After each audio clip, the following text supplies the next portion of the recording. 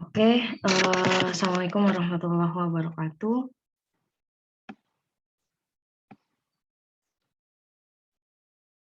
Ini mahasiswa baru ada 5 orang ya yang tergabung di kuliah pagi ini. Sambil menunggu mahasiswa yang lainnya, mungkin teman-teman salah satu ada yang woro-woro ya ke teman-teman di grup WA bahwa kuliah akan segera dimulai. Oke, sebelumnya saya mohon maaf, 2 atau 3 minggu ini saya belum bisa in touch kuliah seperti biasanya ya, karena ada kesibukan di lapangan dan baru bisa nyambung di minggu ini, dan insya Allah kita akan mencoba mengejar ketinggalan 3 pertemuan kuliah di minggu ini dan minggu depan gitu. Dan untuk kuliah minggu ini itu adalah kuliah untuk pertemuan keempat. Pertemuan keempat ini materinya adalah tentang Islam, iman, dan ihsan gitu.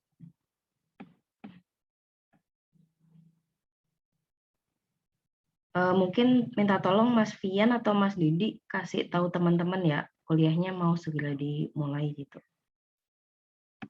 Oke, Bu. Oke, thank you. Baik, Bu. Saya mulai dulu ya. Jadi Islam, iman, dan ihsan ini adalah salah satu hal yang menjadi menjadi hal yang fundamental gitu ketika kita membicarakan tentang agama Islam gitu ya. Kalau ibarat kata tuh satu paket gitu, paket yang tidak bisa dipisahkan satu sama lain gitu ya. Dan pada kuliah pagi ini kita akan membahas 2 hal. Yang pertama adalah tentang pengertian dari Islam, iman, dan ihsan itu sendiri. Kemudian yang kedua, bagaimana bentuk implementasi dari nilai-nilai Islam, iman, dan ihsan dalam bentuk ibadah maupun dalam bentuk aktivitas di kehidupan sehari-hari. Setelah mengikuti ataupun berdiskusi tentang materi pagi hari ini, diharapkan teman-teman mahasiswa bisa menjelaskan wujud pengamalan dari Islam, iman, dan juga ihsan itu dalam kehidupan sehari-hari seperti apa, dan juga menjelaskan tentang aturan syarat dan rukun beribadah gitu ya. Jadi yang namanya beragama itu ada sesuatu hal yang wajib dilakukan gitu ya. Ada kewajiban ibadah yang harus dilakukan. Apa aja itu dan bagaimana bentuknya nanti kita akan diskusikan bersama. Yang pertama adalah tentang pengertian Islam, iman, dan ihsan. Jadi yang disebut dengan beragama Islam itu kita punya 3 tingkatan ya. Tingkatan itu sendiri adalah yang pertama Islam, yang kedua iman, dan yang ketiga adalah ihsan gitu. Tiga-tiganya ini adalah sesuatu hal yang saya sampaikan tadi ya, fundamental gitu, karena Islam saja nggak cukup gitu ya, menjadi seorang Muslim saja nggak cukup. Kita harus melengkapinya menjadi seorang yang mukmin dan muhsin gitu. Itu seutuhnya Muslim itu ya mukmin dan juga muhsin juga gitu. Kata Islam sendiri itu berasal dari bahasa Arab tentunya ya, salam ataupun silmi yang artinya adalah kepatuhan, kedamaian, berserah diri gitu ya. Jadi kata Islam sendiri itu kalau istilah ataupun terminologinya itu punya pengertian sejahtera, tidak tercela, selamat, damai gitu. Dan dari uraian kata-kata itu pengertian Islam dapat dirumuskan sebagai taat atau patuh dan berserah diri kepada Allah. Jadi seseorang yang Muslim itu adalah seseorang yang taat patuh terhadap perintah Allah dan juga berserah diri terhadap apa-apa yang sudah digariskan oleh Allah gitu, apa-apa yang sudah diberikan oleh Allah dalam kehidupan ini gitu. Itu adalah seorang yang Muslim gitu. Nah, pengertian Islam menurut istilah ini pengertian secara ininya, terminologinya yang awal tadi. Kalau yang ini secara istilahnya, yaitu sikap penyerahan diri, kepasrahan, ketundukan, kepatuhan seorang hamba kepada Tuhannya dengan senantiasa melaksanakan perintah, menjauhi larangan, serta demi mencapai kedamaian dan keselamatan hidup di dunia maupun di akhirat.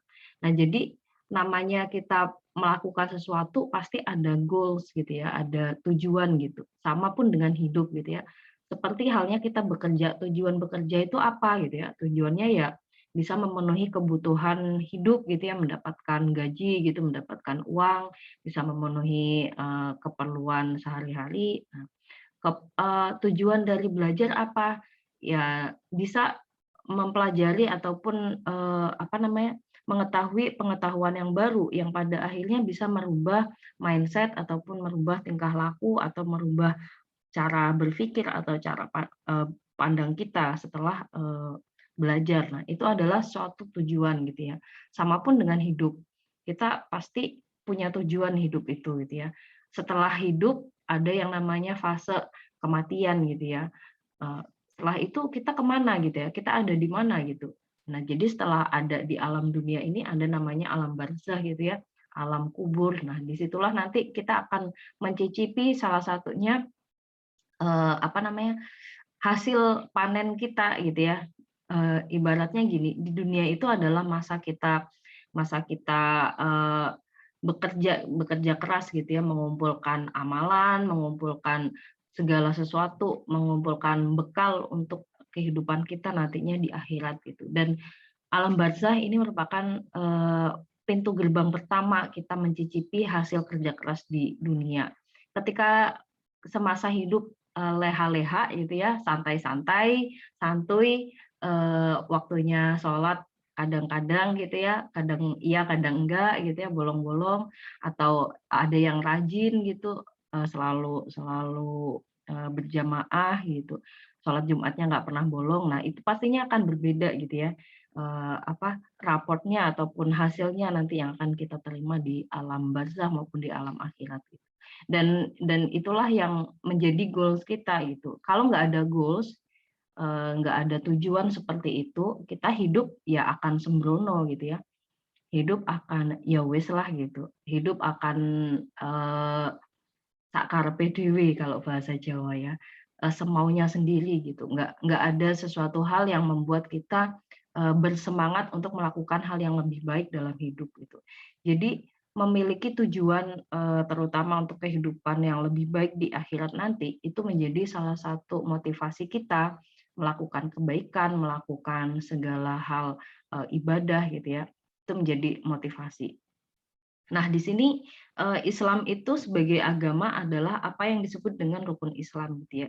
Jadi yang namanya Islam itu ya melaksanakan, seorang muslim itu ya melaksanakan rukun Islam gitu.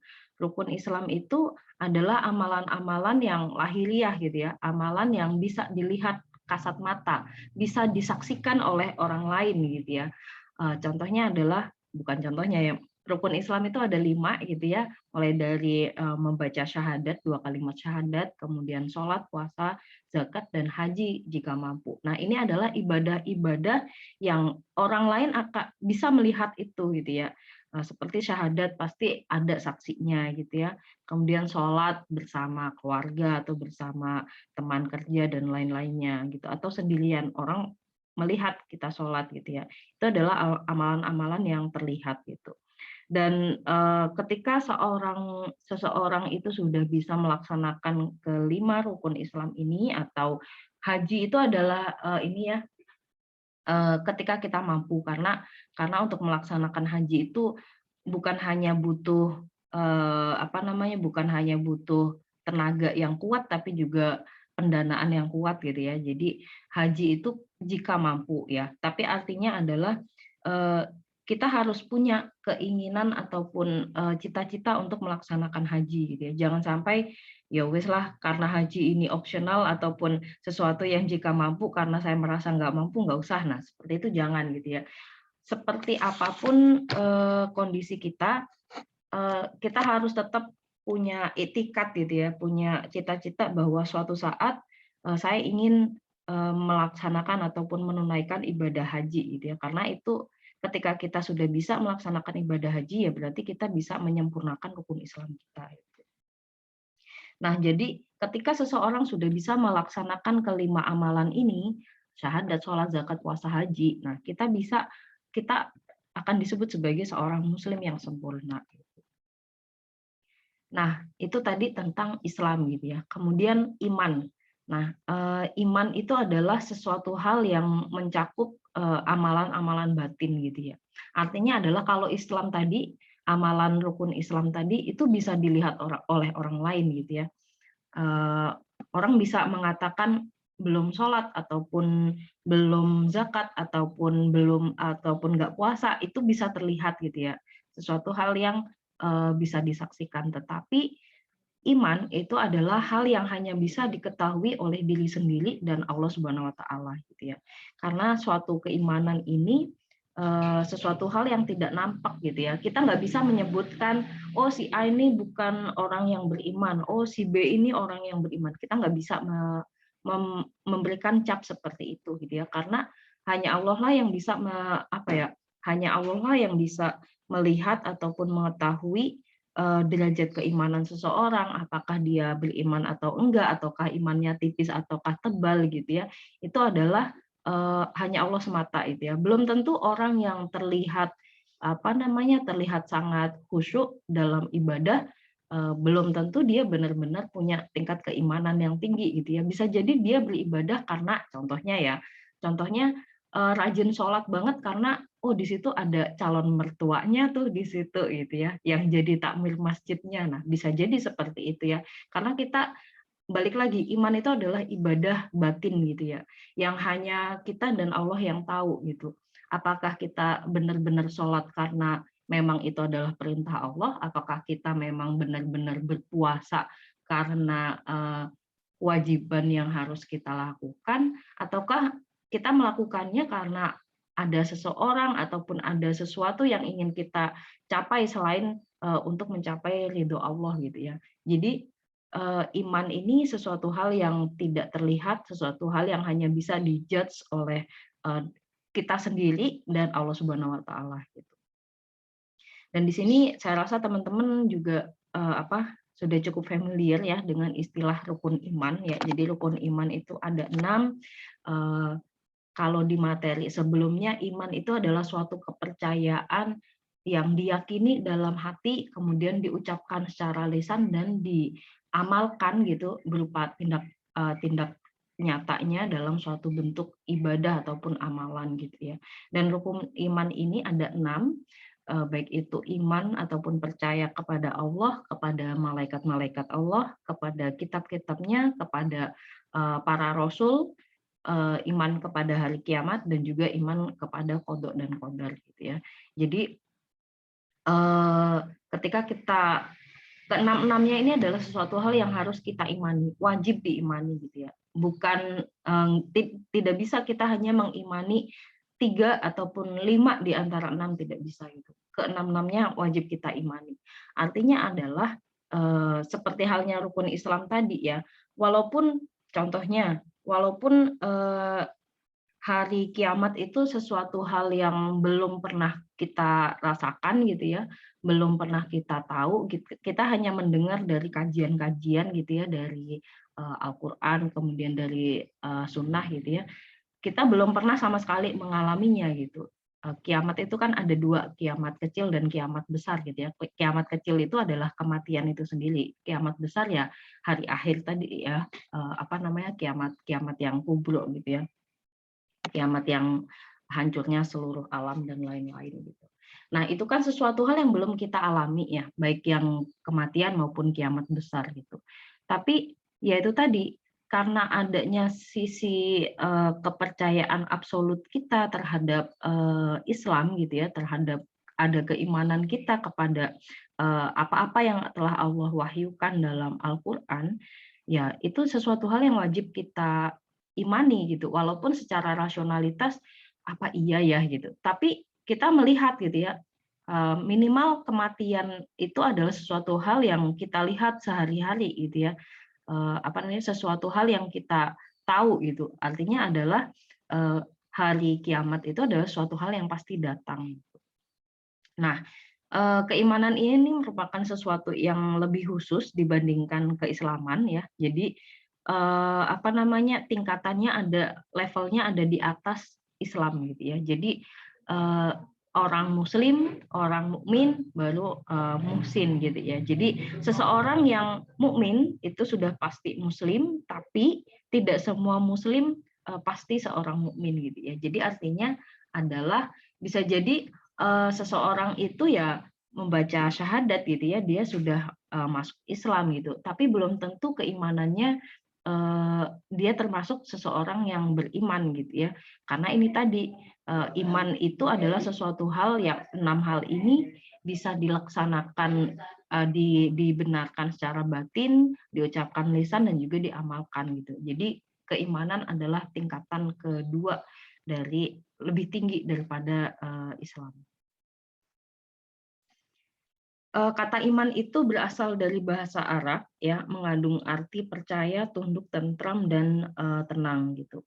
Dan ini pengertian iman membenarkan dengan hati, diikrarkan dengan lisan, dilakukan dengan perbuatan. Ya tadi udah saya sampaikan, iman itu rukun iman itu ada 6, iman kepada Allah, iman kepada malaikat-malaikat Allah, kepada kitab-kitabnya, kepada Rasul, kepada hari kiamat, dan kepada takdir Allah gitu ya, qada dan qadar.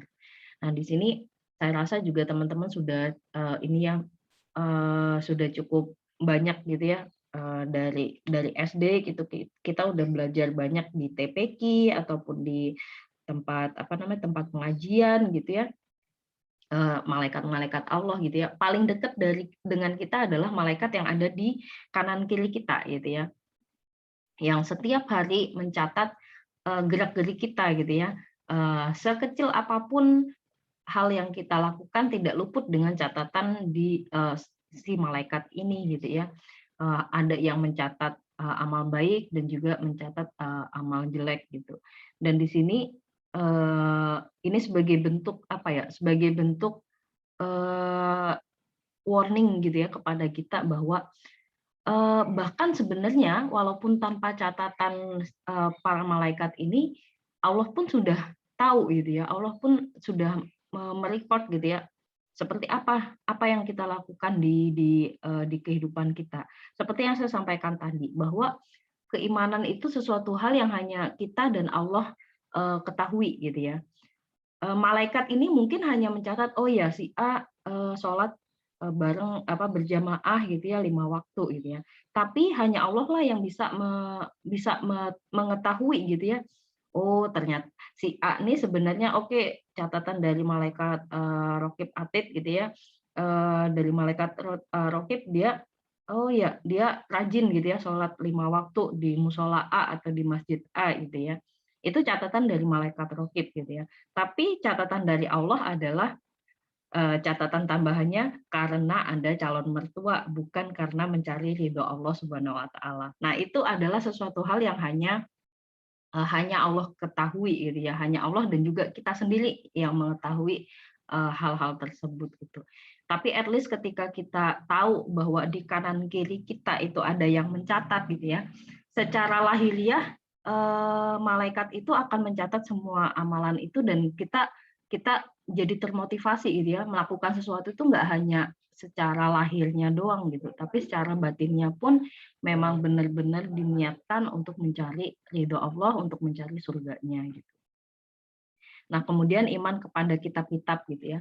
Jadi Allah sudah memberikan wahyu kepada para nabi, kepada para rasul berupa kitab ini sebagai pedoman gitu ya dari zaman Nabi Adam sampai dengan Nabi Muhammad. Ada yang menerima berupa suhuf-suhuf, ada yang menerima berupa kitab suci gitu ya. Kalau dari kitab suci sendiri ada mulai dari Zabur, Taurat, Injil hingga Al-Qur'an gitu ya. Dan di sini kita wajib percaya terhadap kitab-kitab itu. Artinya adalah wajib mempercayai bahwa ya benar Allah itu menurunkan wahyunya berupa suhuf maupun kitab-kitab tersebut gitu. Tapi sebagai umat Nabi Muhammad gitu ya, umat Rasul yang terakhir, yang wajib kita laksanakan itu hanyalah yang ada di dalam perintah maupun larangan yang ada di dalam si Al-Qur'an gitu ya. Jadi kita wajib mempercayai adanya kitab-kitab itu, tetapi yang wajib kita laksanakan perintahnya ataupun syariatnya itu adalah yang ada di dalam Al-Qur'an dan juga diterjemahkan dalam Al-Hadis gitu. Dan makanya ini perlu kita ketahui. Injil itu ada gitu ya, Taurat itu ada, Zabur itu ada gitu ya. Pada saat masa sebelum Nabi Muhammad gitu. Dan kita wajib mempercayai itu gitu. Tapi karena kita sudah ada turun Al-Qur'an melalui yang disampaikan oleh malaikat Jibril kepada Nabi Muhammad.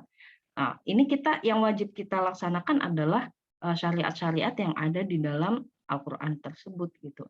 Kitab-kitab yang lain hanya berfungsi sebagai kita mempercayai, kita mengimani bahwa itu memang ada, tapi kita tidak perlu ataupun tidak boleh melaksanakan yang ada di sana karena syariat yang ada di kitab sebelumnya itu sudah disempurnakan di dalam syariat-syariat Islam. Seperti itu. Kemudian yang keempat adalah iman kepada rasul-rasulnya. Jadi Allah sudah menurunkan, kalau di Al-Qur'an itu ada 25 rasul ya yang wajib kita ketahui gitu. Nanti teman-teman bisa search nama-namanya dan pada era ataupun pada zaman apa gitu ya diturunkan ataupun rasul-rasul tersebut ditugaskan gitu ya kepada kaum siapa, itu juga saya rasa akan banyak sekali referensinya. Dan di sini Nabi Muhammad SAW sebagai Rasul terakhir ya, Rasul ke-25. Jadi beda ya antara Nabi dengan Rasul gitu ya. Rasul itu mempunyai tugas lebih berat dibandingkan Nabi karena wahyu yang diterima dari Allah Subhanahu Wa Taala itu juga wajib disampaikan kepada kaumnya. Saat itu Nabi diturunkan kepada kaum Quraisy ya yang ada di Mekah sana gitu, dan dibekali wahyu berupa Al-Qur'an gitu. Dan di sini di antara rasul-rasul inilah nanti akan ada ya di zaman akhir nanti. Jadi mungkin ini sedikit apa ya, di agama yang lain disampaikan bahwa Nabi Isa itu sudah di apa namanya, kalau di Islam Nabi Isa itu diangkat ya atau dirofa gitu ya, dan itu nanti pada saat zaman akhir akan diturunkan kembali ke bumi gitu ya untuk membasmi Dajjal gitu. Mungkin teman-teman juga sedikit banyak mendengar tentang ini gitu ya. Jadi mohon maaf mungkin ya ketika teman-teman pernah mendengar yang dari teman-teman Kristiani gitu ya, menyebutkan bahwa yang disalib saat itu adalah Nabi Isa. Nah, itu sebenarnya keliru gitu ya. Bahwa yang disalib itu bukan Nabi Isa, tetapi si murid yang yang berkhianat kepada Nabi Isa yang oleh Allah kemudian diserupakan bagian atasnya mirip dengan Nabi Isa, tetapi bagian bawahnya, bagian kaki ke bawah itu adalah tetap kakinya si murid tersebut gitu. Jadi Nabi Isa itu adalah salah satu rasul yang nantinya pada hari kiamat nanti akan kembali diturunkan ke bumi ini untuk untuk membasmi Dajjal gitu ya. Dan ini bukan berarti Nabi Isa sebagai Rasul terakhir, bukan gitu ya. Rasul terakhir tetap Nabi Muhammad gitu. Nanti Nabi Isa itu dia diturunkan ke bumi tidak lagi membawa ajaran yang baru itu. Justru Nabi Isa diturunkan ke bumi ini akan melanjutkan dari syariat yang sudah disempurnakan dalam Al-Qur'an gitu ya melalui Nabi Muhammad. Nah, kemudian iman yang kelima yaitu rukun iman kepada hari akhir gitu ya. Jadi kiamat itu sesuatu hal yang pasti gitu ya. Yang paling dekat dengan kita adalah kiamat kecil ya, kematian gitu ya. Dan kita sama-sama nggak tahu kira-kira apakah saya duluan yang akan mengalaminya atau teman-teman yang terakhir, ataukah teman-teman yang duluan atau saya yang terakhir gitu ya, kita sama-sama nggak tahu gitu ya. batas akhir hidup kita itu kapan gitu ya. Kemarin ada berita gitu ya, seorang artis yang baru aja dia unggah video ataupun unggah story di IG gitu. Ternyata 2 jam kemudian dia sudah mengalami kecelakaan dan langsung meninggal di tempat ya. Dan saya yakin nggak akan ada orang yang menyangka gitu ya. Dan seperti itulah yang namanya kematian gitu. Kita nggak tahu apakah 1 menit ke depan ataukah 1 jam ke depan itu kita masih hidup atau enggak gitu ya. Jadi kita wajib mengimani adanya hari akhir ini gitu, karena sesuatu hal yang pasti akan datang gitu ya.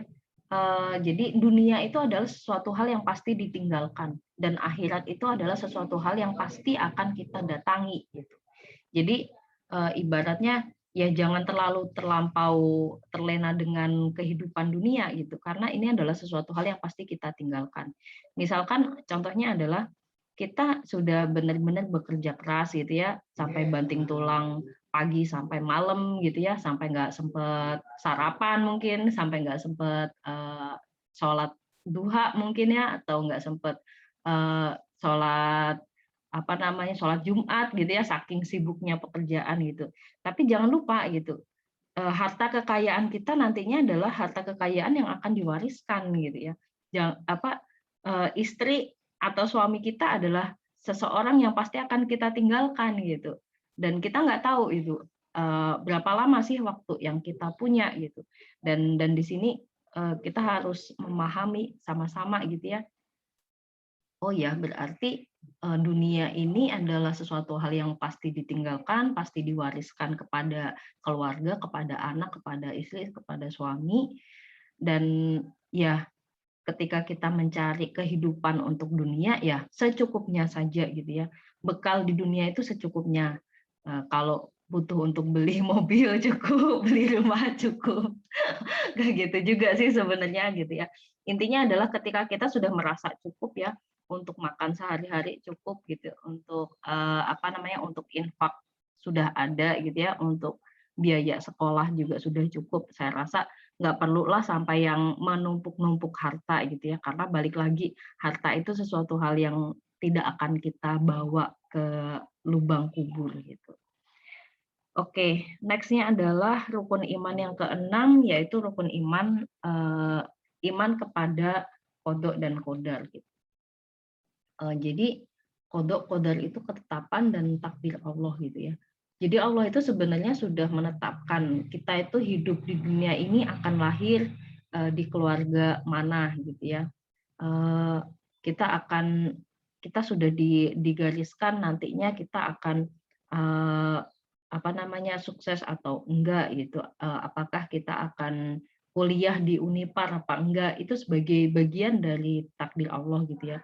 Apakah kita akan bertemu dengan si A, si B, si C gitu dalam sepanjang hidup kita. Nah, itu pun bagian dari qadar Allah, dan di sini perlu kita ketahui bahwa kita wajib percaya, wajib iman kepada qadar tersebut, tapi bukan berarti kita ya udahlah aku hidup seperti ini karena memang sudah digariskan oleh Allah gitu ya, jadi nggak usah terlalu ngoyo-ngoyo, ya nggak begitu juga gitu ya. Jadi Allah itu nggak akan mengubah nasib suatu kaum sampai dengan kaum itu mengubah nasibnya sendiri gitu. Artinya adalah memang benar kita harus memasrahkan hasil akhir itu pada Allah, tapi dalam prosesnya kita harus tetap ada usaha, upaya untuk eh, menghasilkan sesuatu yang maksimal gitu. Jadi ada kalanya kita emang benar-benar harus rely on takdir dan juga qadar yang sudah ditetapkan. Ada kalanya kita memang harus kita harus bangkit nih gitu ya. Karena balik lagi orang pintar kalau nggak belajar nggak bisa gitu ya. Orang kaya kalau nggak bekerja ya nggak bisa. Gitu. Itu adalah suatu hal yang harus diupayakan gitu. Tanpa itu ya nonsense gitu ya. Bahkan orang yang kaya dari lahir pun ketika dia tidak berusaha untuk mengembangkan modalnya, mengembangkan hartanya, ya suatu saat akan habis. Gitu. Oke, itu tentang iman. Kemudian kita akan membahas tentang ihsan. Teman-teman kalau ada pertanyaan bisa langsung tuliskan di kolom chat ya. atau raise hand terlebih dahulu. Selanjutnya adalah tentang ihsan. Nah, ihsan ini tingkatannya lebih tinggi dibandingkan Islam dan iman gitu ya.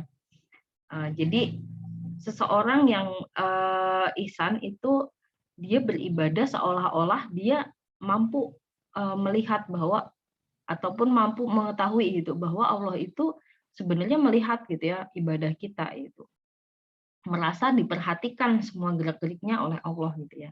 Jadi ihsan ini bukan hanya takut ataupun mencari perhatian calon mertua ataupun calon istri atau suami gitu ya, ataupun calon atasan gitu atau yang lain-lain, tapi nggak hanya berupa apa ya merasa takut saja gitu ya, tapi juga tingkatannya adalah dia sampai sudah bisa merefleksikan bahwa ketika dia melakukan ibadah gitu ya, dia merasa, "Oh ya, ibadahku ini diperhatikan oleh Allah," gitu ya. Ibadahku ini benar-benar dimonitor gitu ya. Allah nggak tidur gitu. Allah benar-benar melihat satu persatu hambanya gitu ya.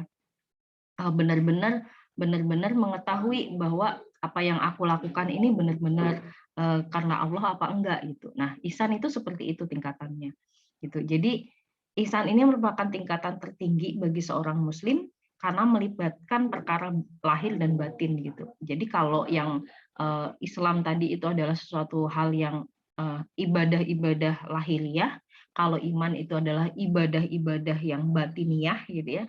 Kalau ihsan ini keduanya, lahir dan batinnya gitu. Seseorang yang mampu menjalani ibadah dengan perasaan seperti ini akan bisa melaksanakan ibadah itu dengan rasa keinginan ataupun harapan sebagaimana seorang hamba bertemu dengan rajanya atau perasaan takut dan cemas akan siksa yang didapat. Nah, jadi seseorang yang muhsin gitu ya, orang yang ihsan gitu, dia sudah bisa merasakan ketika dia melaksanakan sesuatu hal yang melanggar aturan, dia sudah bisa merasakan fear risk gitu. Dia bisa merasakan ketakutan bahwa suatu saat aku akan mendapatkan balasan siksa nih dari hal jelek yang aku lakukan gitu. Sama pun ketika dia melakukan hal yang baik gitu ya, dia sudah bisa merefleksikan bahwa alhamdulillah hari ini bisa infak dan insya Allah infak ini akan kembali lagi hasilnya kepadaku gitu ya dalam bentuk pahala, dalam bentuk surga. Nah, ini adalah suatu hal rasa perasaan seperti ini yang dimiliki oleh seseorang yang muhsin gitu. Orang yang mampu beribadah dengan perasaan seperti ini, itu akan lebih mudah mendapatkan manfaat sebenarnya dari suatu ibadah. Artinya adalah dia bisa melaksanakan ibadah itu dengan tanpa paksaan gitu ya. Contohnya ya, oke, saya akan ikut sholat Jumat ya setelah kuliah ini gitu. Tanpa harus diobrak-obrak oleh orang tua mungkin ataupun oleh istri ataupun oleh atasan gitu ya atau teman gitu ya, itu kita sudah secara otomatis melaksanakannya gitu ya, melaksanakan sholat Jumat karena tahu gitu ya kalau sholat Jumat itu adalah kewajiban bagi tiap laki-laki yang muslim gitu ya. Artinya kalau memang hal yang wajib dilaksanakan itu mendapatkan pahala, ketika tidak dilaksanakan tanpa uzur yang dibenarkan ya, tanpa alasan yang dibenarkan, maka itu akan mendapatkan siksa gitu ya. Nah, ketika kita sudah bisa merasakan ataupun mengetahui konsekuensi itu dan mengimplementasikannya sampai pada rasa takut, khawatir dan juga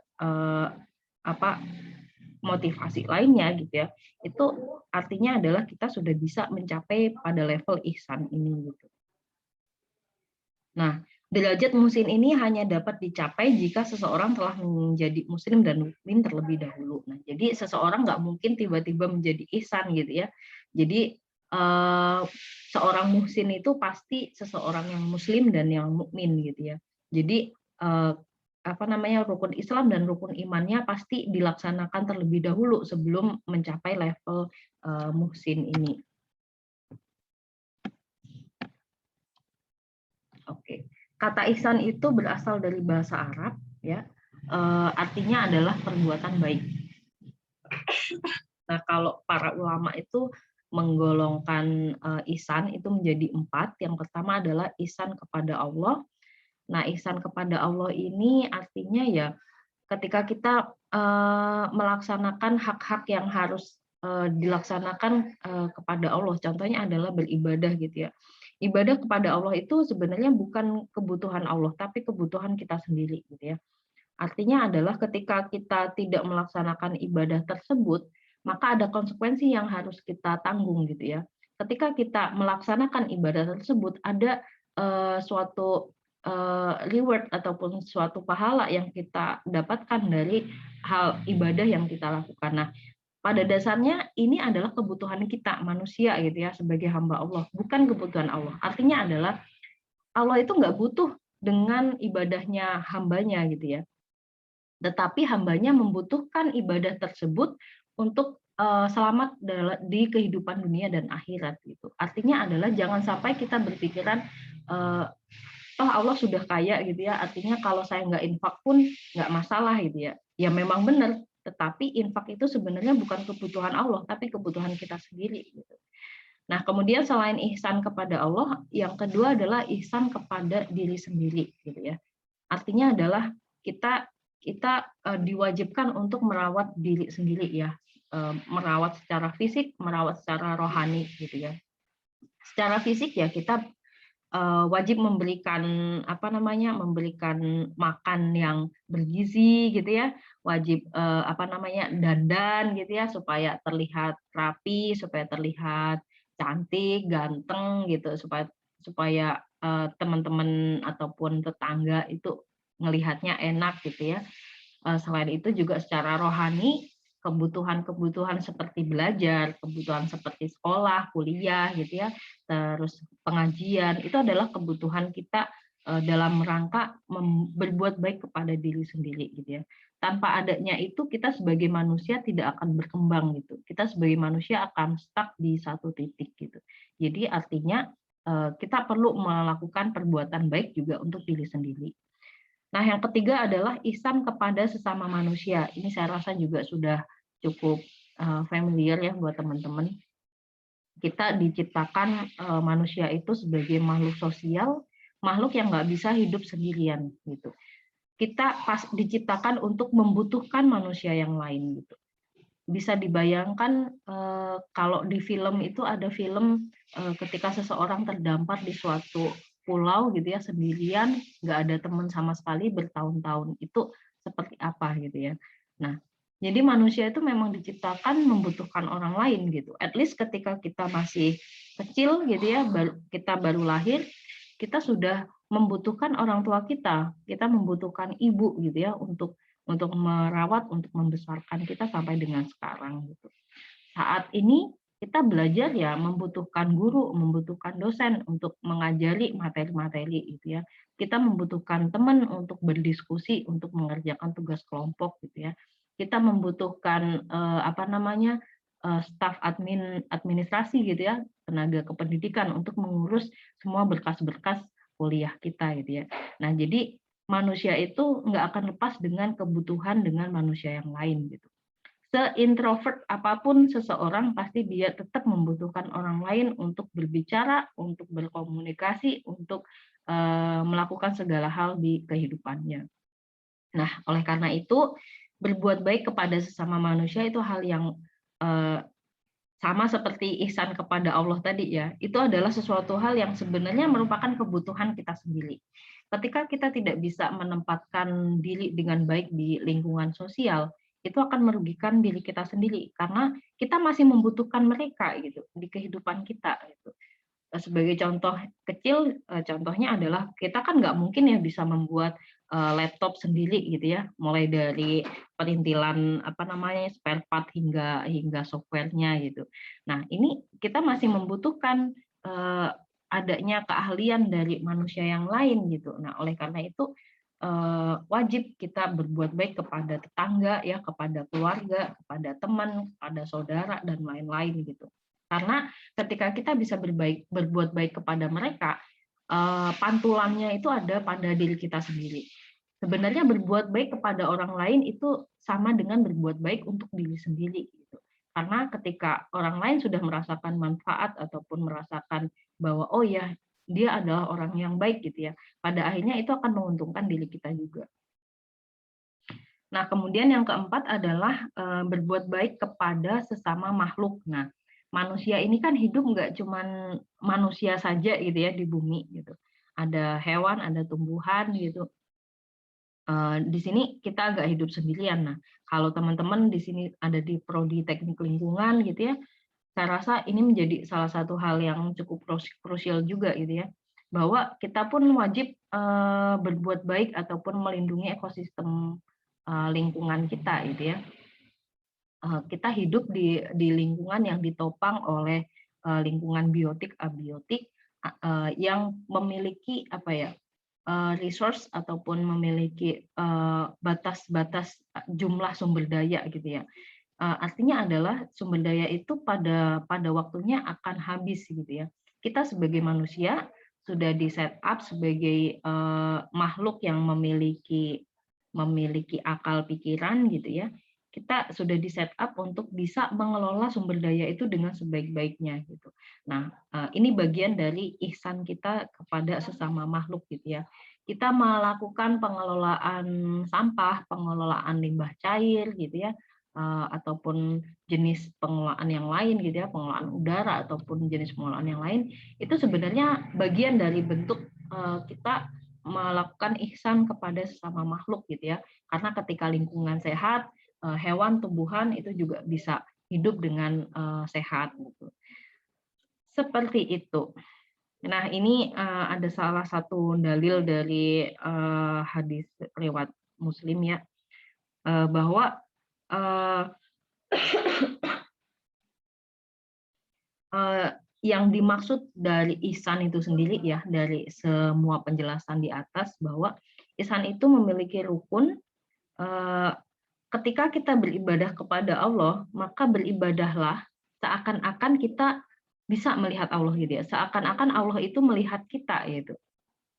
Atau jika kita tidak bisa berimajinasi atau membayangkan bahwa Allah itu bahwa kita sedang melihat Allah, maka imajinasikan atau refleksikan bahwa seolah-olah Allah itu bukan seolah-olah ya, memang Allah itu sedang melihat ataupun sedang mengawasi gerak-gerik kita gitu ya.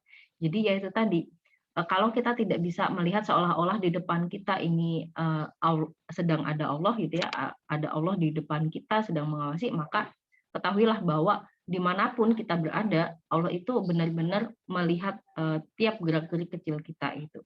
Tidak hanya sesuatu hal yang terlihat secara lahir, bahkan hal-hal yang ada di batin kita ya, itu Allah tahu gitu ya, Allah Maha tahu.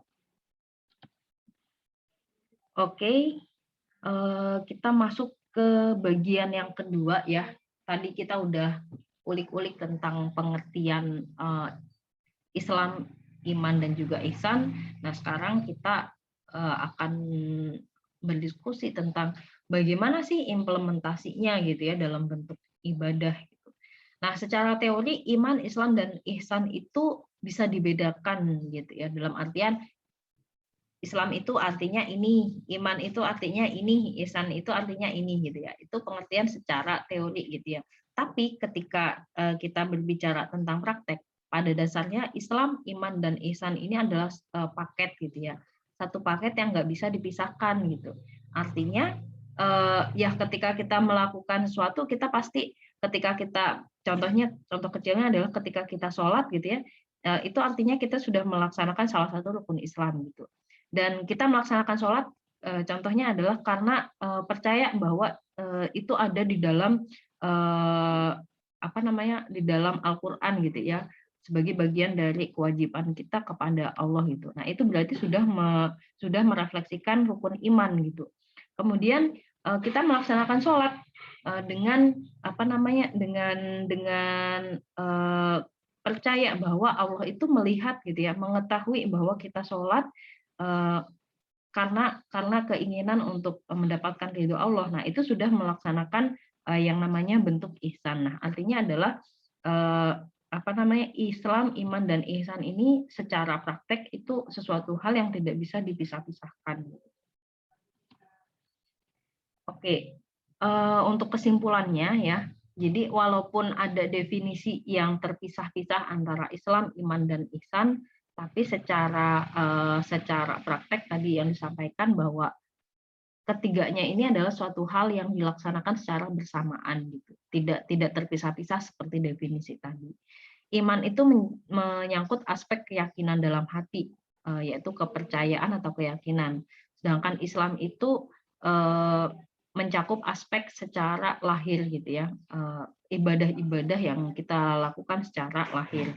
Dan ihsan artinya selalu berbuat baik karena merasa diperhatikan oleh Allah gitu ya. Jadi itu tadi ya materi kita yang pertama ya di pertemuan keempat tentang Islam, iman dan ihsan.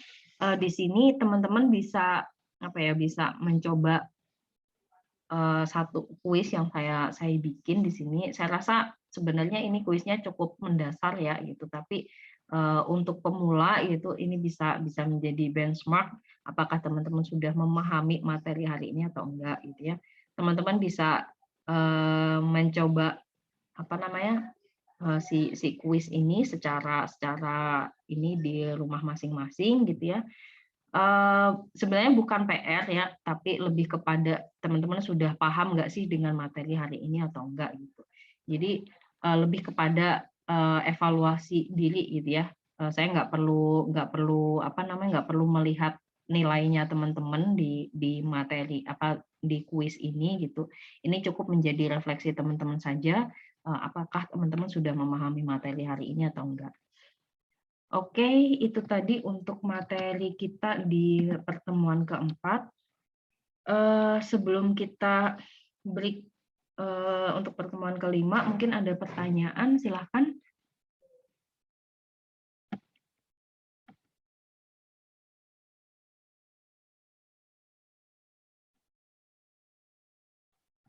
Oke, kalau belum ada pertanyaan, kita break 10 menit ya.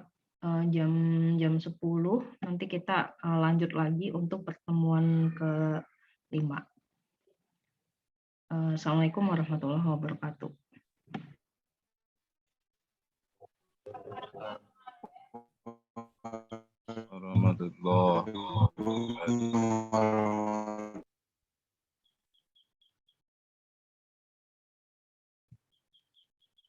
Kuis.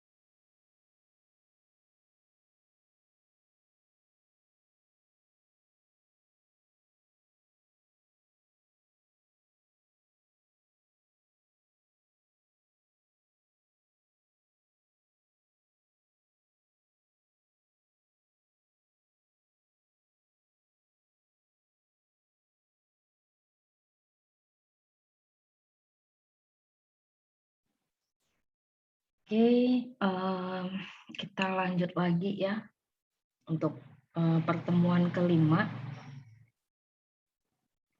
Ini pertemuan kelima ini materinya tentang hukum Islam dan HAM, gitu. HAM, hak asasi manusia. Nah, bahan kajian kita pada pagi ini ya, pada pertemuan kelima, itu ada dua. Yang pertama tentang ruang lingkup syariah atau hukum Islam, dan yang kedua adalah kontribusi hukum Islam terhadap penegakan HAM gitu. Jadi beberapa waktu terakhir ini kita sering mendengar istilah bahwa banyak gitu ya oknum yang menyudutkan bahwa Islam itu sebenarnya eh, apa namanya tidak mendukung kesetaraan gender lah, apa namanya tidak mendukung penegakan HAM dan lain-lain gitu ya. Mungkin ini bisa menjadi topik bahasan yang cukup menarik gitu ya buat kita. Bagaimana sih sebenarnya Islam gitu memandang suatu yang disebut dengan hak asasi manusia gitu. Dan bagaimana hukum ataupun syariat Islam yang ada di dalam Al-Qur'an dan juga Al-Hadis itu mendukung adanya penegakan hak asasi manusia. Menurut saya ini topik yang cukup menarik ya, karena beberapa waktu terakhir kita sering santer mendengar gitu ya terkait oknum-oknum yang menyudutkan Islam dari segi penegakan hak asasi manusia. Nah, setelah mengikuti kuliah tentang hukum Islam dan penegakan HAM ini, diharapkan teman-teman mampu menjelaskan betapa pentingnya manusia itu berpedoman pada hukum Islam dan bagaimana implikasinya terhadap nilai-nilai kemanusiaan itu sendiri. Nah, HAM itu menjadi salah satu isu yang cukup cukup santer didiskusikan ya, dibicarakan itu di abad ke-20 saat itu dimulai di bangsa Eropa ya, karena adanya berbagai peristiwa hukum sosial politik ekonomi gitu di tingkat regional, nasional maupun internasional. Saat itu sebenarnya warga dunia sedang mungkin teman-teman tahu Perang Dunia Kedua ya gitu ya. Jadi setelah adanya Perang Dunia Kedua ini masyarakat internasional ini mulai melihat gitu perlunya suatu penegakan HAM gitu dalam dalam masyarakat dunia. Di sini hak asasi manusia kalau dari perspektif hukum Islam itu lebih bersifat universal dan manusiawi gitu. Nah, kenapa universal dan kenapa manusiawi gitu ya?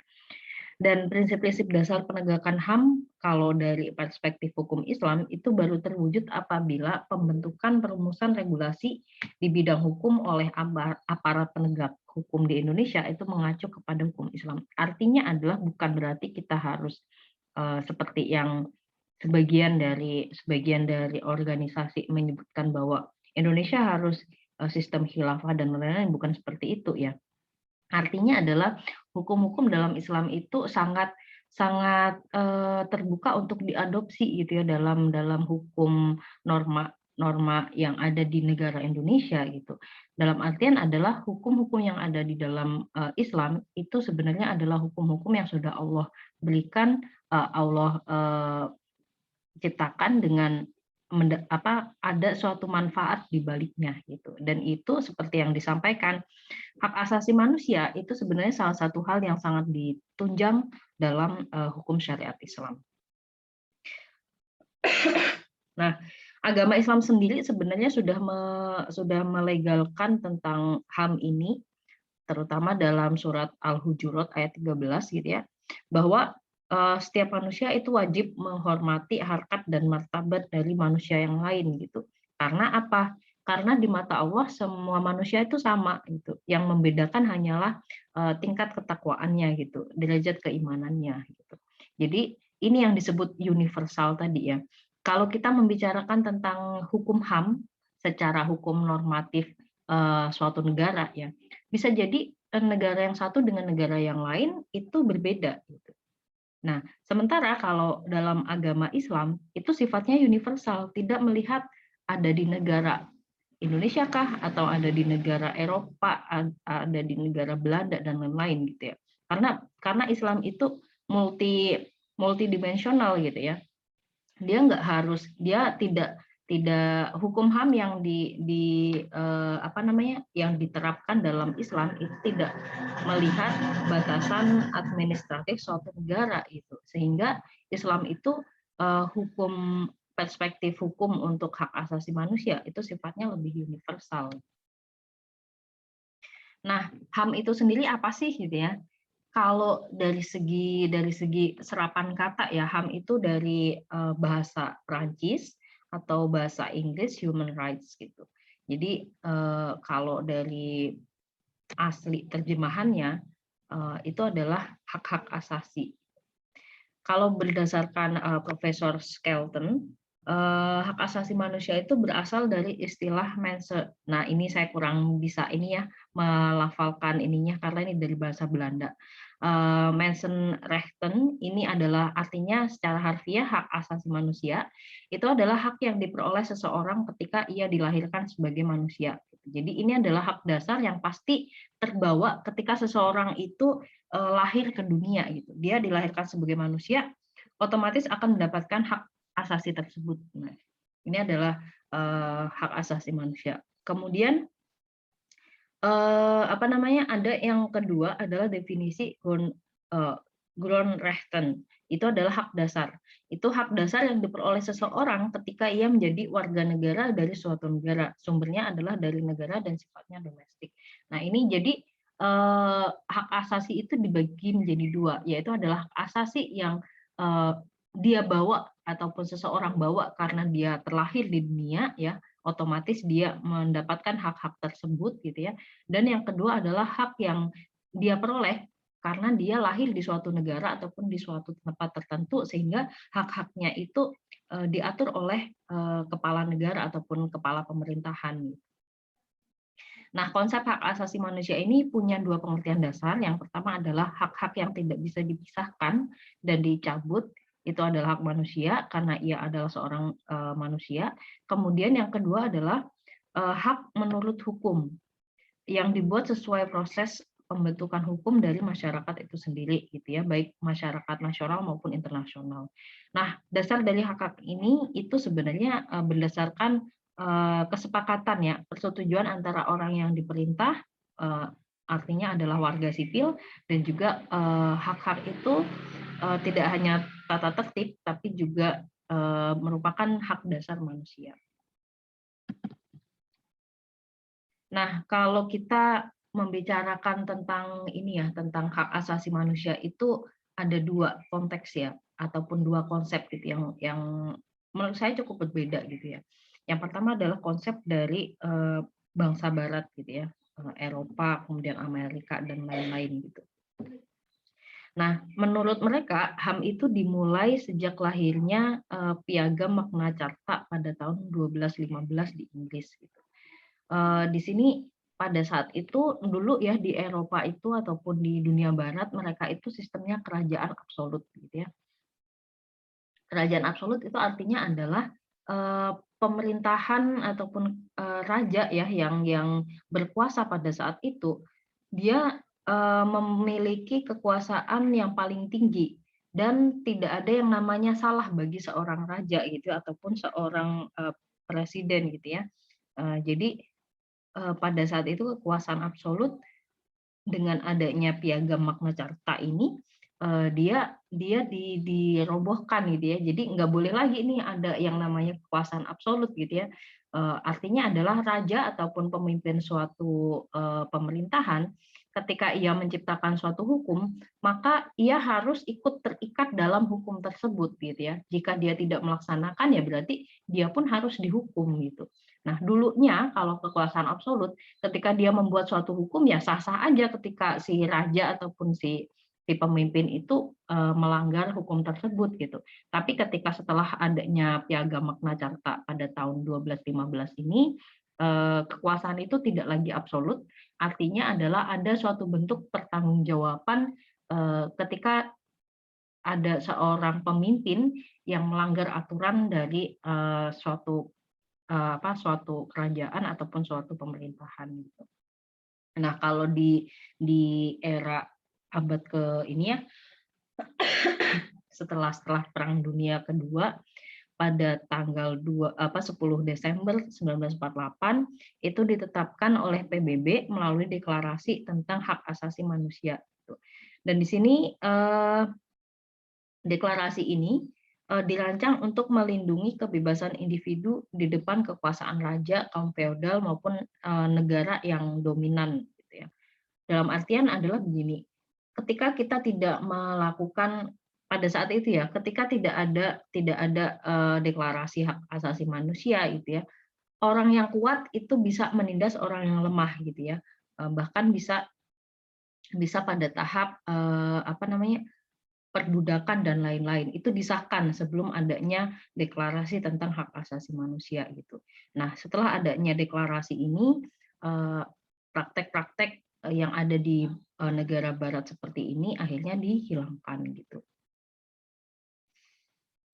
Nah, kalau di konsepnya orang barat sebenarnya hak-hak asasi manusia ini lebih dilihat dari perspektifnya antroposentris, artinya adalah dia lebih melihat kepada bagaimana manusia memperlakukan sesama manusia gitu.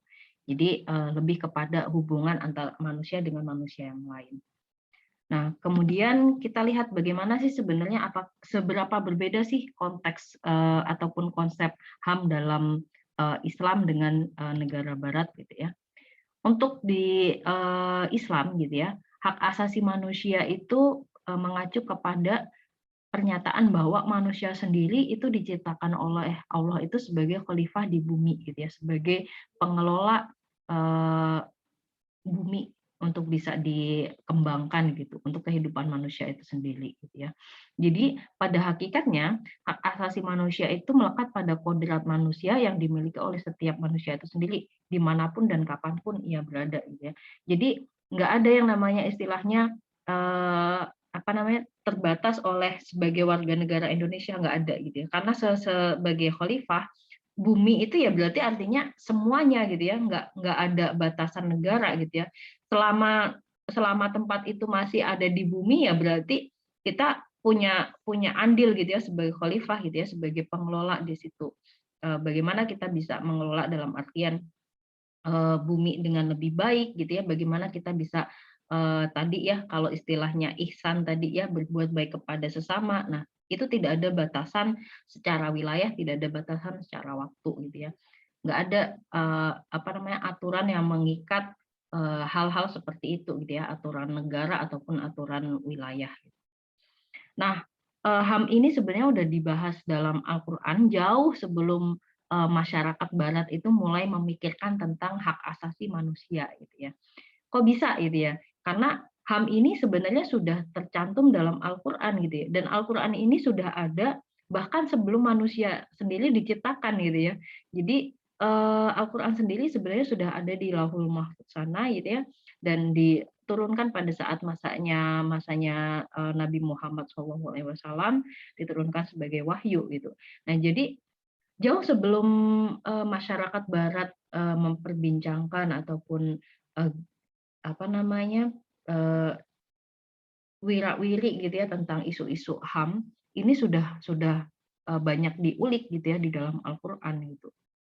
Nah, dan di Al-Qur'an ataupun di Islam ini, hak asasi manusia itu lebih dipandang dalam perspektif teosentris gitu. Teosentris artinya adalah, bahwa hak asasi manusia itu nggak hanya hak, antara manusia dengan manusia, tetapi juga manusia dengan Allah yang paling utama gitu ya. Ketauhidan kita atau, eee, penghambaan kita kepada Allah bahwa tiada Tuhan selain Allah. Itulah yang membedakan dengan hak asasi manusia dalam konsepnya negara barat gitu ya. Nah, ini kalau kalau dirunut dari dari sejarah ya, kalau di konsep barat tadi paling awal itu ada Piagam Magna Carta pada tahun 1215. Nah, sebenarnya kalau dalam Islam itu sudah disampaikan oleh Rasulullah sejak 1400 tahun yang lalu gitu ya. Jadi pada saat pertama kali Rasul diangkat menjadi Nabi Muhammad itu diangkat menjadi Rasul Allah, itu sudah ada gitu ya, wahyu yang menyampaikan tentang hak asasi manusia ini gitu. Dan secara ininya lahirnya itu ada yang namanya Piagam Madinah gitu ya. Nah, dalam dokumen ini itu sudah ada deklarasi gitu ya bahwa semua kelompok di Madinah atau di kota Nabi saat itu, baik itu Yahudi, Nasrani maupun umat Islam, itu adalah satu bangsa. Dalam artian secara hak manusia gitu ya, manusia kepada manusia, kita tidak membatasi agama tertentu gitu ya. Kita punya kewajiban tetap berbuat baik kepada sesama manusia terlepas dari apa agamanya gitu ya. Jadi sebenarnya apa namanya, hak asasi manusia itu sudah ditegakkan sejak sejak dahulu gitu ya, sejak 1400 tahun yang lalu gitu ya. Jauh lebih awal dibandingkan yang Magna Carta tadi. Nah, ajaran pokok dalam Piagam Madinah itu ada 5. Yang pertama adalah interaksi secara baik dengan sesama, baik bagi muslim maupun non-muslim. Kemudian yang kedua, saling membantu dalam menghadapi musuh bersama, dalam artian ketika ada penjajah dan lain-lain, nah ini berarti akan menjadi musuh bersama. Kemudian yang ketiga, membela mereka yang teraniaya, gitu ya. Kemudian yang keempat, saling menasehati, ya ini terutama untuk hal-hal yang berbau agama ya, berbau hubungan antara Allah dengan kita manusia gitu maupun dengan sesama. Kemudian yang kelima adalah menghormati kebebasan beragama. Nah, jadi Nabi Muhammad itu sangat-sangat ini ya, dalam ajaran Islam itu sangat menjunjung tinggi kebebasan beragama gitu. Bahkan sampai disampaikan, bagiku agamaku dan bagimu agamamu. Nah, gitu. Artinya adalah ketika ketika saudara ataupun tetangga atau teman kita ini meyakini suatu agama yang lain gitu ya, agama Islam, ya monggo gitu ya. Itu adalah hak asasi mereka untuk memiliki keyakinan yang berbeda gitu ya. Karena dan itu tidak bisa kita paksakan gitu ya. Keyakinan itu adalah sesuatu hal yang paling sakral ya, hak asasi manusia paling sakral yang tidak bisa kita paksakan gitu. Dan Nabi pun sudah menyampaikan itu ya ketika ditawari oleh kaum Quraisy saat itu, bagaimana kalau kita satu waktu aku ikut sholat bersama kamu, suatu waktu kaum kamu bersama kamu ikut ikut ibadah menyembah patung bersamaku gitu ya. Saat itu kaum Quraisy seperti itu kepada Nabi. Akhirnya Nabi menjawab, bagiku agamaku, bagimu agamamu. Artinya adalah monggo kalau Anda mau menyembah patung dan lain-lain ya monggo, itu adalah bagian dari ibadah Anda kepada berhala tersebut gitu ya, itu adalah keyakinan Anda. Tapi bagiku itu adalah suatu hal yang salah dan tidak perlu Anda pusing ataupun bingung ketika saya sholat gitu. Saya pun nggak akan pusing dan bingung ketika Anda menyembah patung. Nah seperti itu. Jadi benar-benar Nabi Muhammad SAW itu sangat menghormati perbedaan beragama itu gitu ya. Tetap ya namanya kita amar ma'ruf itu tetap gitu ya, kita tetap menasehati gitu ya, tetap menyebarluaskan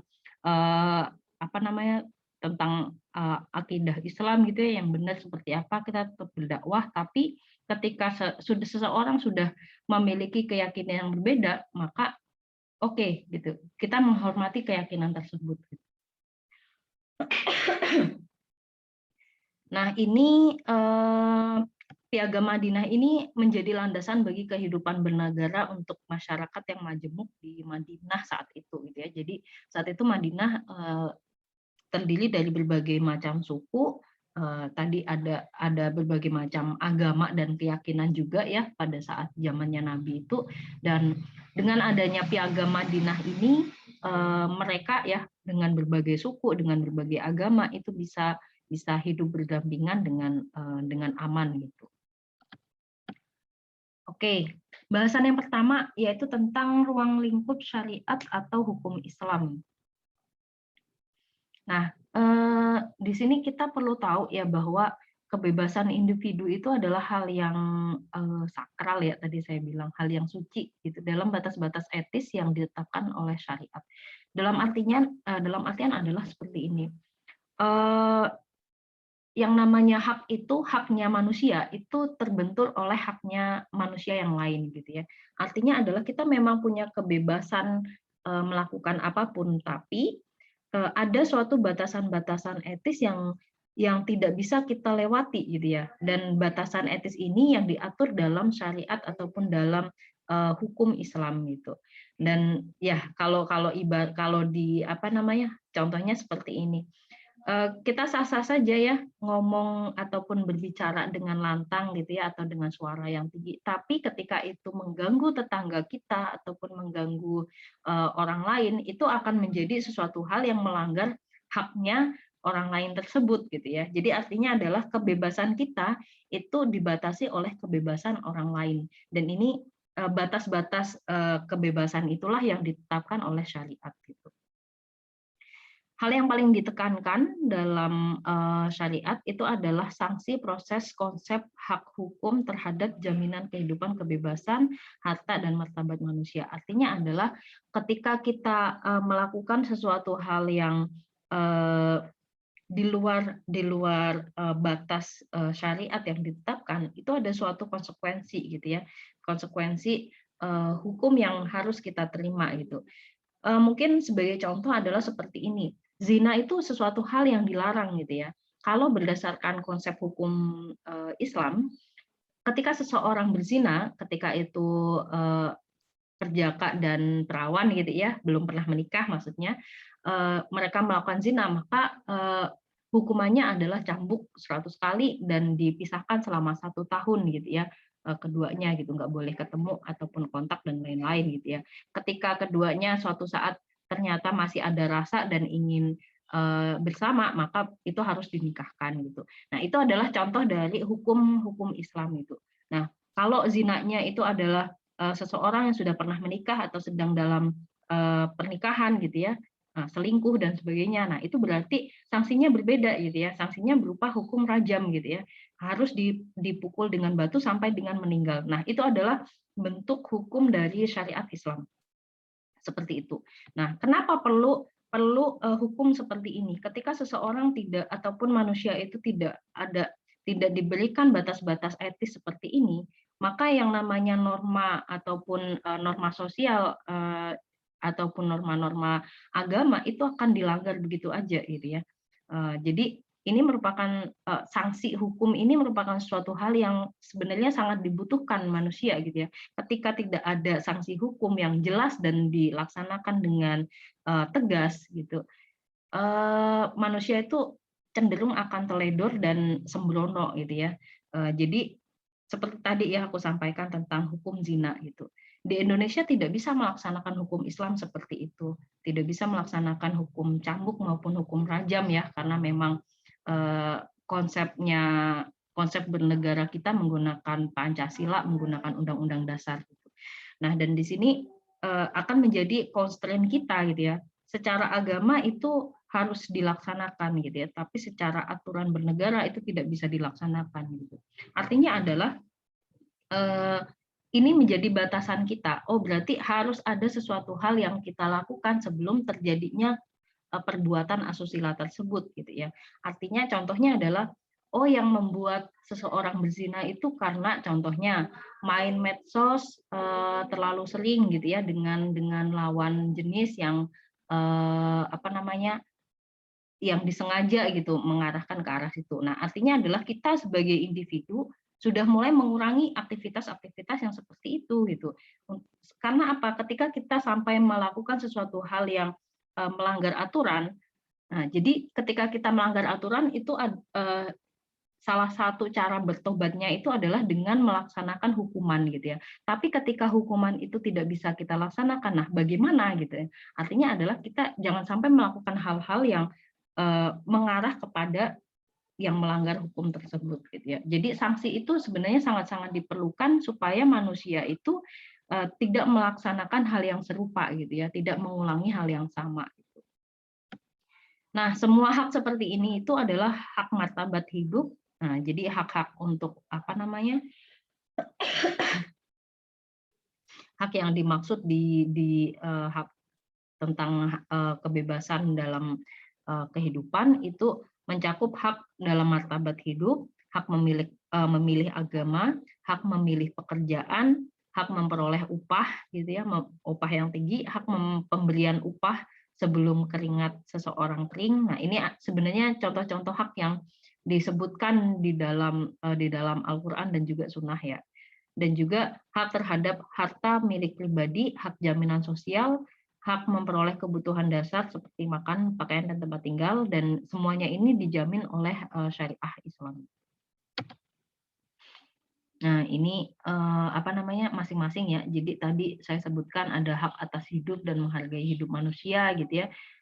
Di Islam itu sudah jelas gitu ya, larangan membunuh orang lain ataupun manusia yang lain maupun membunuh diri sendiri. Nah, ini hak atas hidup dan menghargai hidup manusia. Kemudian ada apa namanya dari Al-Maidah ayat 32 ya. Teman-teman nanti bisa cek di Google ataupun di Al-Qur'annya langsung. Kemudian hak untuk mendapatkan perlindungan dari hukuman yang sewenang-wenang ini juga sudah diatur dalam Al-An'am ayat 164 dan Al-Fatir dalam ayat 18.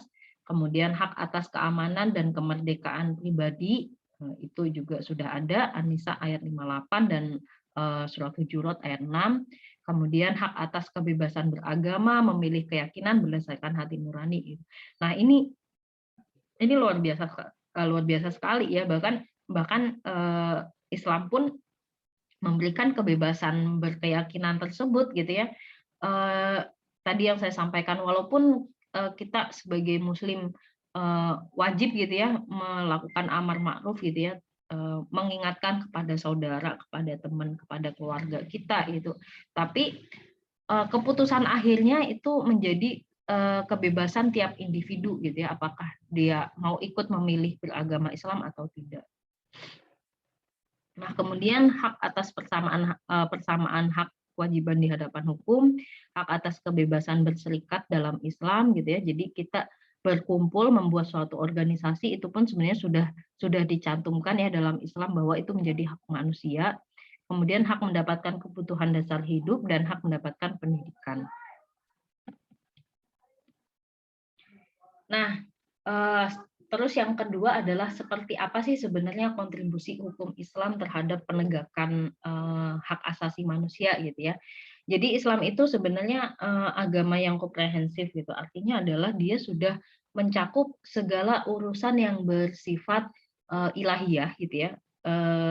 Ibadah-ibadah yang bersifat antara manusia dengan Tuhan, dan bahkan ibadah-ibadah yang mencakup hubungan antara manusia dan manusia dengan makhluk lain gitu, hewan, tumbuhan gitu ya. Jadi sudah paket komplit gitu ya di dalamnya, sudah komprehensif gitu. Dan di sini fungsi dari Al-Qur'an sendiri sebagai wahyu Allah kepada Nabi Muhammad SAW itu sebagai fungsi petunjuk Al-Huda, sebagai fungsi penjelas Al-Bayan, serta fungsi pembeda Al-Furqan gitu ya. Petunjuk artinya apa sih yang dilarang ataupun diperintahkan oleh Allah gitu ya. Di situ ada itu. Penjelas gitu ya. Artinya adalah menjelaskan, oh yang dimaksud apa namanya sholat itu seperti ini gitu ya. Yang dimaksud zakat itu seperti ini, yang dimaksud infak seperti ini gitu. Itu sudah ada di dalam Al-Qur'an. Dan pembeda antara hal-hal yang benar dan hal-hal yang batil gitu ya. Oh ya, kalau apa namanya menikah itu sesuatu hal yang dianjurkan ataupun sesuatu hal yang disegerakan kalau memang sudah saatnya gitu ya, sudah mampu itu. Oh, zina itu sesuatu hal yang dilarang karena itu hal-hal yang melanggar aturan gitu, melanggar norma dan lain-lain gitu. Jadi di dalam Al-Qur'an itu sudah jelas banget gitu ya, sesuatu hal yang baik dan sesuatu hal yang jelek itu sudah digambarkan dengan jelas. Nah, cara pandang Islam terhadap hak asasi manusia itu tidak lepas dari cara pandangnya terhadap status dan fungsi manusia. Balik lagi ya, manusia itu diciptakan Allah itu sebagai makhluk yang paling sempurna gitu ya. Dan secara fungsional manusia sendiri itu sudah ditunjuk Allah sebagai khalifah di bumi gitu. Nah, di sini Al-Quran sebagai sumber hukum pertama bagi umat Islam telah meletakkan dasar-dasar HAM serta kebenaran dan keadilan jauh sebelum timbul pemikiran mengenai hal tersebut pada masyarakat dunia.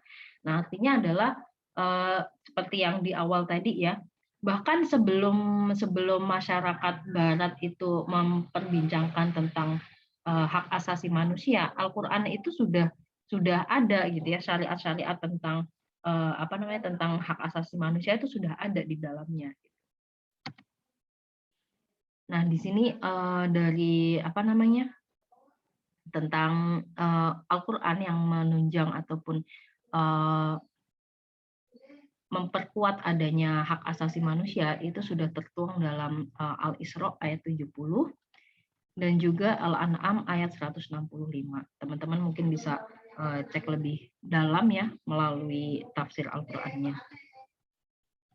Nah, jadi gini, dalam konsep Islam itu kewajiban itu harus lebih didahulukan dari hak gitu.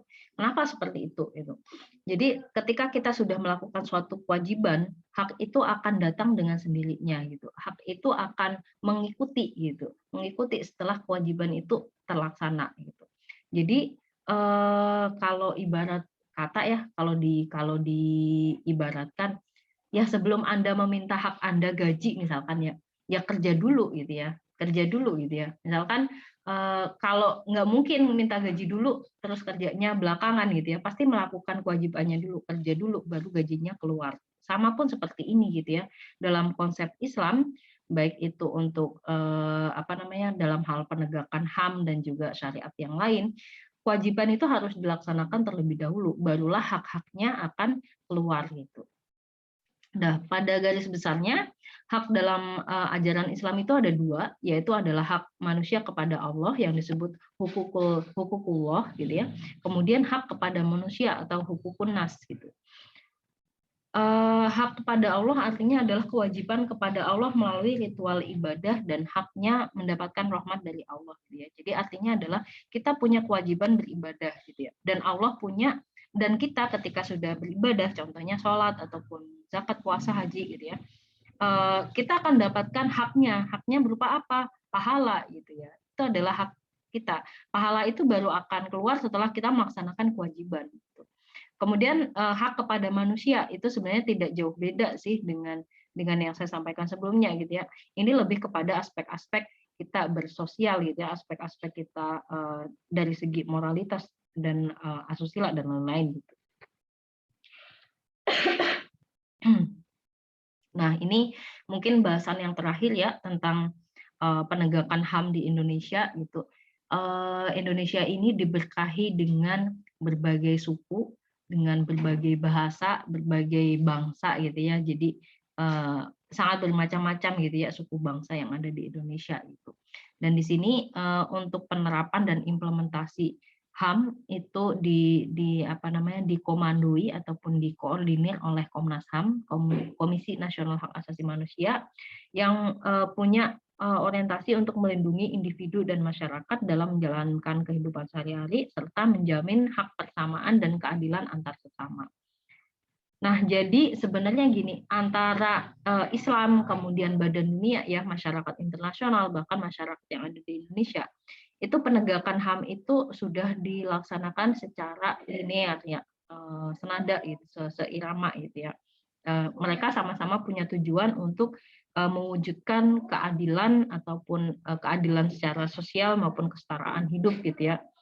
Sehingga tujuan dari kita melaksanakan suatu ibadah, melaksanakan suatu amalan agama ataupun secara bermasyarakat itu bisa tercapai gitu.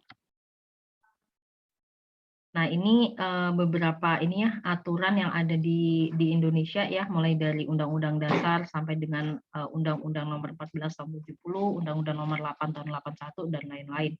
Ini sudah jadi secara aturan bernegara ini sudah dijamin, secara aturan dalam agama itu juga sudah ada, secara aturan di masyarakat internasional pun itu juga sudah ada. Nah, teman-teman bisa cek materi hari ini, itu saya ambil dari 2 jurnal ini. teman-teman bisa download di apa namanya di internet ya untuk baca-baca lebih lanjut. Oke, mungkin itu dulu yang bisa saya sampaikan. Ada pertanyaan kah?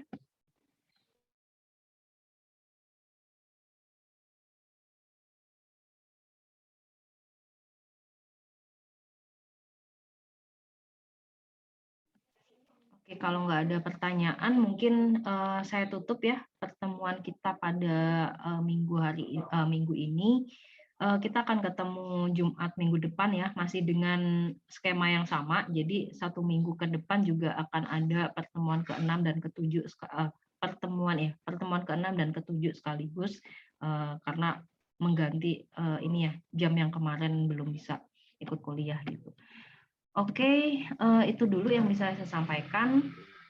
Terima kasih buat teman-teman yang udah ikut kuliah hari ini dan disampaikan kepada teman-teman yang lain ya untuk kuliah minggu depan supaya ikut kuliahnya dan apa namanya kemungkinan minggu depan itu jadi kuliah terakhir sebelum UTS gitu ya. Jadi mungkin nanti setelah kuliah kita ada sedikit sesi untuk review ya materi mulai dari pertemuan pertama hingga pertemuan ke-7 seperti itu. Oke, demikian dari penyampaian materi hari ini. Kalau ada pertanyaan lanjutan dan lain-lain bisa berkomunikasi via WA group dan informasi lainnya akan saya sampaikan melalui grup WA tersebut. Oke, demikian. Wassalamualaikum warahmatullahi wabarakatuh. Waalaikumsalam Waalaikumsalam warahmatullahi warahmatullahi wabarakatuh. wabarakatuh. warahmatullahi wabarakatuh.